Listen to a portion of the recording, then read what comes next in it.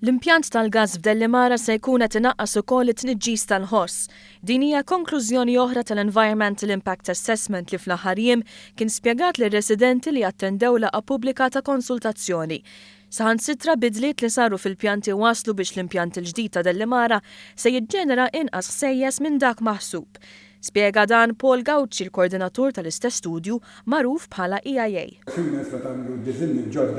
Użaw dak il-modell biex jittestjaw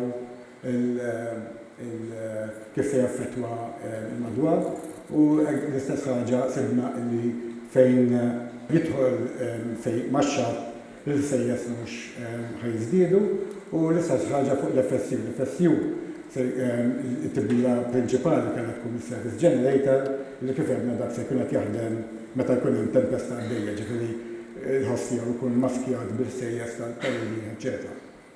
Gauci qal ukoll li wara reviżjonijiet li saru jirriżulta li l-LNG se jitwassal Malta bejn 7 u 9 darbiet fis-sena, fejn qabel il-wasliet kienu se jkunu bejn 8 u 10 darbiet. Sostna wkoll li kwalunkwe ilma li seta' jkun ikkontaminat minn xi forma ta' żjud kien se jkun imsaffi permezz ta' proċessi ta' trattament fl-impjant stess. Fil-preżentazzjoni dettaljata tiegħu Gauci ta' ħarsa wkoll lejn fejn se jitpoġġew l-ankri meta f'każ ta' maltemp qawwi il-floating storage unit l-FSU se jinqala minn mal-moll artifiċjali u jintrabat magħhom. Kien spjegat kif lanqas dawn mhux se jkollhom ebda forma ta' impatt fuq l-ekoloġija ta' taħt il-baħar. Dan l-arranġo huwa kollu tajn li ħafna minnu nġamma hemmhekk minħabba id-dredging. U qed naraw li l-ankri l-ġodda kollha qegħdin f'dik l-erja u daw l-aħdar li huwa protett hawnhekk u xi ħaġa hawnhekk.